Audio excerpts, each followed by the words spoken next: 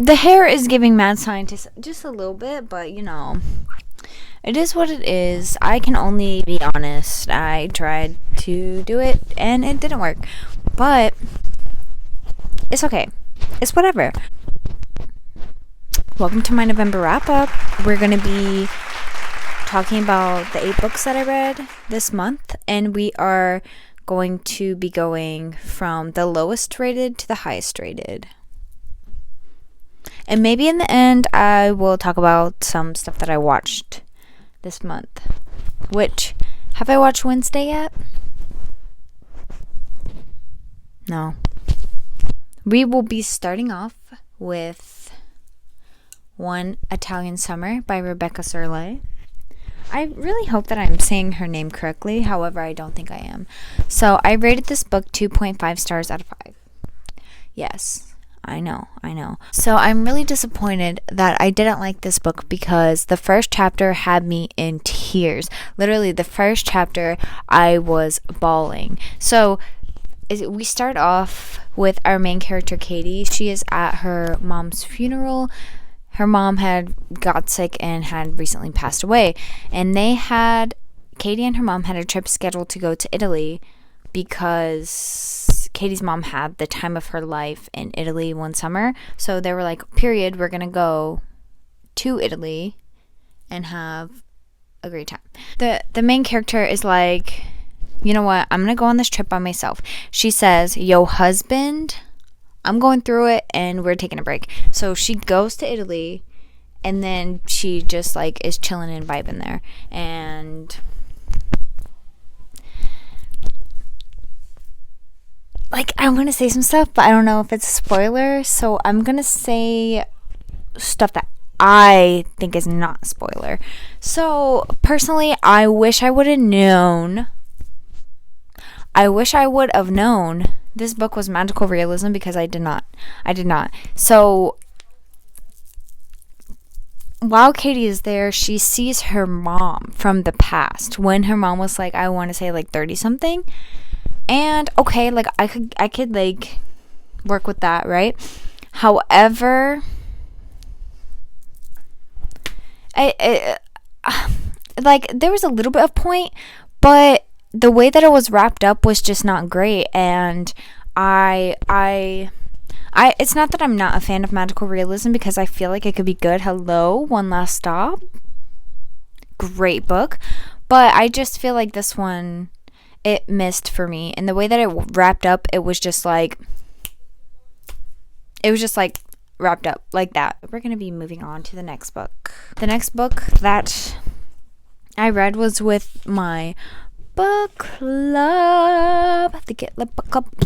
I didn't even tell you the book. The book is called Rainbirds by Clarissa Goenawan. I feel like I said that right this time. I hope that I did.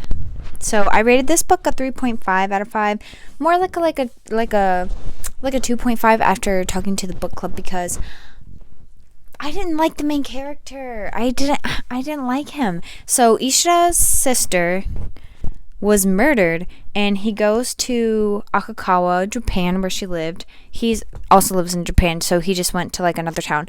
And I traveled the world this month.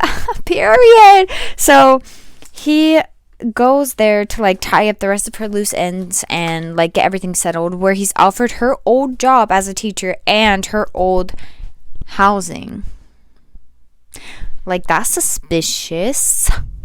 It was like also the thing about this book is that it could have been so good. I was messaging the book club. I was like, bro, have you guys started Rainbirds yet? I just read the first chapter and oh my god, like what is gonna happen? This is so like what's the word? It's so eerie, it's so vibes, like, and it was eerie and vibes, but like it didn't hold up its eerie and vibe-ness of it all. And the main character, he was terrible. I wanted to fight him, honestly, because he kept saying, oh, I have a girlfriend, and then proceeded to cheat on his girlfriend every 5 minutes. And then he was just having this weird relationship with his, what is it called when you're a teacher? His student! And like, to me, the of course, like, it's like a mystery. We find out who the murderer is along the lines, but the reasoning, the murderer, it just like, it was a no for me. Like, but it was well written. So I'm thinking of picking up this author's other book as well. This book that I read was Read Between the Lines by Rachel Lacey. I rated this one 3 stars. I actually really like this one, and okay, so let me tell you what it's about before I tell you my thoughts. So it's about Rosie. She owns a bookstore that she inherited from her mother, and Jane's company is said to demolish the building. So, of course, as you can tell, this is a romance. And okay, so remember You Got Mail? Yeah. So this is a retelling of that movie, or I guess like inspired by a retelling, yeah, but it's sapphic. So they also were chatting to each other online, not knowing who each other is, because Jane is a secret author and she, owner of a bookstore, secret fan, and they like started chatting and had a online relationship as friends before they like met in real life, and they found out who each other are and everything. And then, okay, so what I didn't like about this book is that it wasn't as much of a slow burn as I'd like it to be. If it was a slower of a burn, maybe that would like bump it up a star to 4 stars. But it just like, I feel like it happened too fast. I feel like it was a little bit rushed. And while I felt like the movie was a little bit too much of a slow burn, like I would have liked to see their relationship for like a scene. I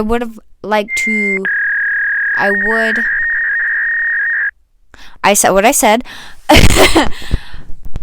in the movie for like one scene at least, but we'll talk about the movie at the end. Anyway, medium. This one's like, all right, 3 stars. Like, it's a fun little time. It's just like, it's a fun time. It's a fun time. That's all I gotta say. Oh my gosh. Okay, so this is gonna be a little bit difficult to talk about this next book. It's The Last House on Needless Street by Catriona Ward. I called her Katrina last time. What was I even thinking? That's not, like, the way you see her name is the picture is going to be somewhere. It's not Katrina. What? So, anyway, I rated this one a 3.5 out of 5. Like, the longer I sat on it, at first it was a 4. The longer I sat on it, I was like, I don't know about that one. I'm going to read what I wrote because I don't want to accidentally spoil, and I feel like with this book, it's very easy to spoil it. A mentally ill man could be behind Lauren's kidnapping. Dee wants to find out what happened to her sister being Lauren. So, what I liked about this, I was about to say what I liked about this was the whole thing. No, obviously I didn't because I rated it 3.5. So, I liked, like, WTF is going on. I like that. Like, we get the point of view of a cat. Okay, period. Like, okay, so it was eerie. It was weird. It was strange. I also feel like what happened at the end? Because, okay, so there was a point. Okay. There was a point near the end where we as the readers are at, like, a river. And I felt like it could have ended there because I felt like that wrapped up everything. I felt like I checked out mentally at that point because I felt like it was like the story was over. It didn't need to go anymore. And also that's why I rated 3.5. But overall it was really good. And I definitely would like to see what else this author wrote. The next book I did not rate, but it's going to be like, it's like a middle-ish book. My Year of Rest and Relaxation by Ottessa Moshfegh. And first of all, I would like to say a lot of people on TikTok, Bookstagram, BookTube, they were saying how this book was boring. And okay, no offense, but yeah, like, of course it's gonna be boring. The synopsis and the title tells you that this girl is gonna be asleep and relaxing the whole book. So I was just a little bit confused as to why people were calling it boring when you knew kind of going in what that was gonna be about her sleeping. I sounded a little bit roasty, but that's really not roast. I told you guys what this was about in my TBR video, but let me tell you again if you want to know. This is about a depressed girl. I think she's unnamed because I don't know what her name is. So she is depressed, this girl, and she's rich. She got that coin, and she says, oh, I want to reset my brain, so I'm going to sleep for a year. And so she takes sleeping aids to help her with her journey. And so, first of all, she's mean. She is so mean to her best friend. I forget what her best friend's name is. I think it's Ruth. But she was just like talking junk about her every 5 minutes, every time. Like, why are you even hanging out with this girl if you hate her? Reading this book, I had like a like and a hate relationship with this book, which I feel like the author was trying to do. Like, give you a mixed feeling about it, because I don't even know what to say. Okay, the next book I read was Black Cake with my book club. Get lit. Shout out. Okay, so Black Cake by Charmaine Wilkerson. This book was a debut novel. Excuse me. I did say it was by excuse me. Just like with Last House on Needless Street, though, I felt like it went on a little bit too long. I rated this 4 out of 5 stars. Mom passes away, and she leaves an 8-hour audio recording for her kids, Byron and Benny. She leaves a recording for them, and so their siblings who have drifted away and are now back to listen to this audio recording and eat this cake that she made for them before she passed away. The mom tells like about her past life and everything, and so we really find out what happened through her life story. But the audio was really good because I felt like I was there listening to the family tea along with the children and finding out things about their mother that they didn't even know. I felt like I didn't even know either. But of course I didn't know, but anyway, so I thought it was great. Can you even freaking believe I read 2 5-star books in 1 month? I can't freaking believe that. The next book I'm going to talk about, oh my god, okay. The next book I'm going to talk about is The Weight of Blood by Tiffany D. Jackson. This is a Black Carrie retelling. So, it's set in 2014. We follow a biracial teen. Her name is Maddie. She's been disguising herself as white. Why am I talking like a robot right now? Okay, so Maddie has been disguising herself as white pretty much her whole life. And one day it starts to rain and she's like freaking out. She's like, oh my god, I checked the weather like a million times and it did not. Rain was not in the forecast today. Starts raining. Her hair starts returning to its natural state. And then everyone's like looking at her like, oh my god. So now she starts getting bullied because she was trying to pretend that she was white. We also follow a podcast called Maddie Did It by some guy who's like interviewing people. He's interviewing like professionals and also students from the school. You guys know what happened. Something goes down at prom. If you know Carrie, you know what happens. And all the parents in this book want to fight. Jules in this book, she wants to fight. Wendy is fake. I just like everyone in this book like wanted me to fight them. Except for Kenny, except for Kenny's sister, except for Maddie, except for that lady on the podcast. I really kind of want to fight everyone in this book.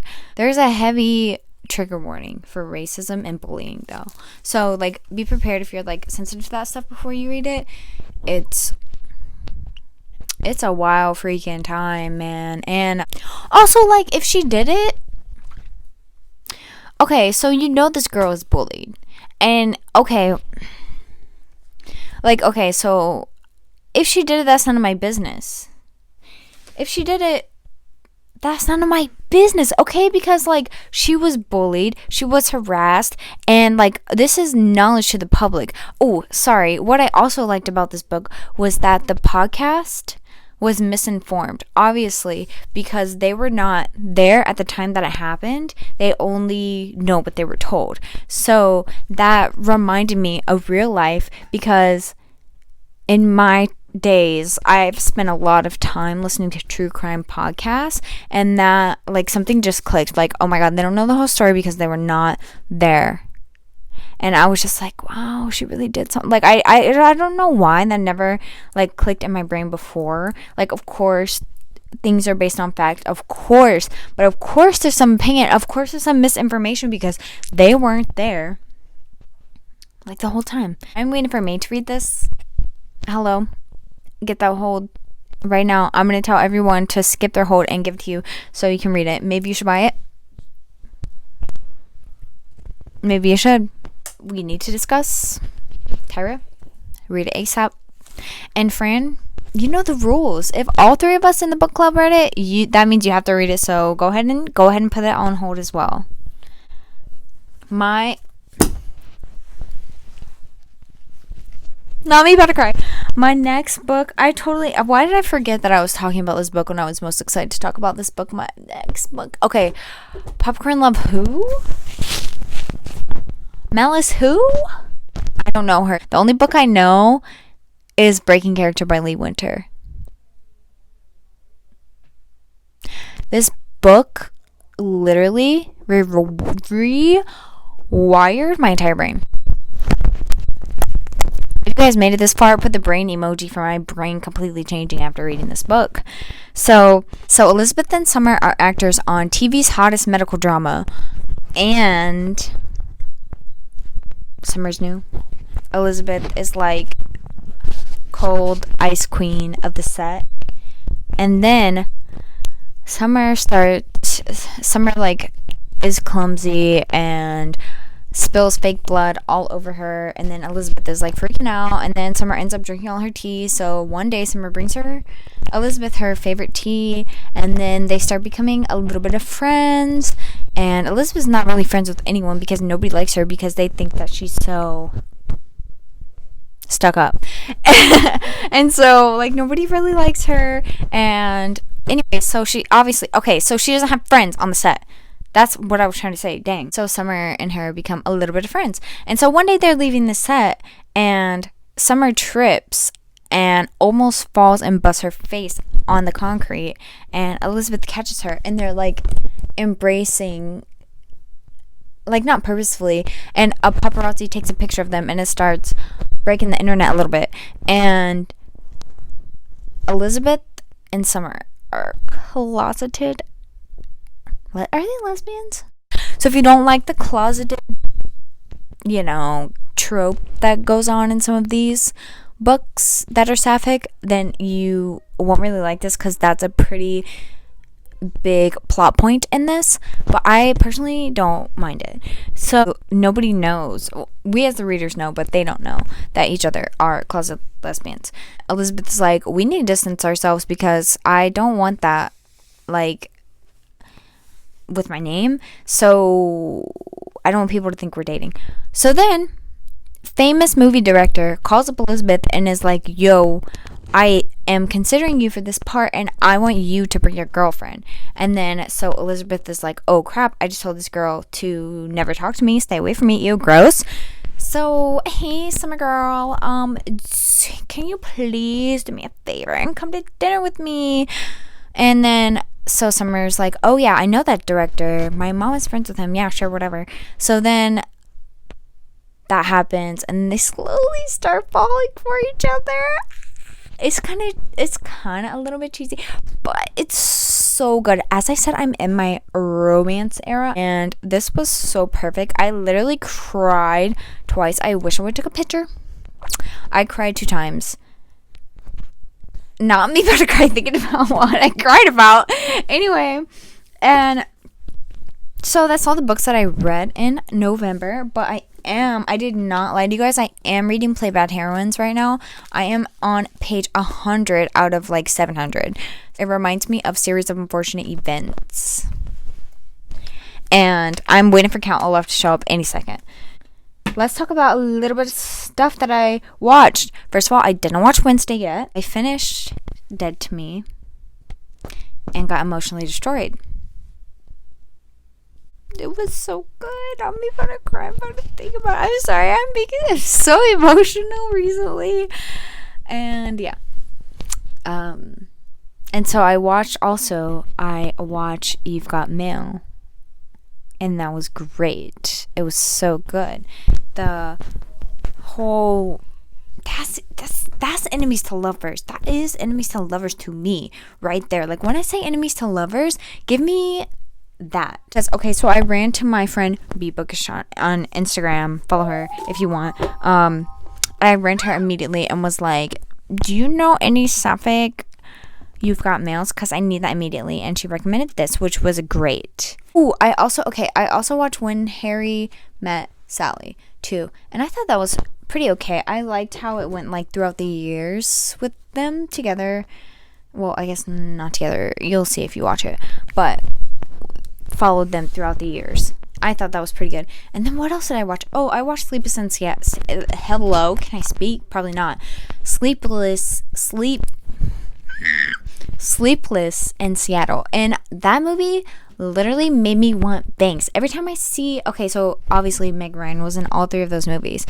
Every time I see a white girl with those fluffy bangs, I want bangs so bad, but my hair is literally so frizzy, and like bangs would be not great. So maybe I'll get bangs. Leave a comment if I should get bangs. I can't remember what else. I had a lot of pumpkin spice lattes. That was my November. So I noticed, I looked at my analytics, and I noticed that a lot of you who are watching my video come from Instagram. Hey guys. But you guys aren't subscribed. More than 50% of my viewers are not subscribed. So you know what that means? That means subscribe if you want to. And if you don't want to, you know, that's okay. I just want to mention that because maybe you forgot. Let me go. So leave the brain emoji for my brain being rewired by this freaking book.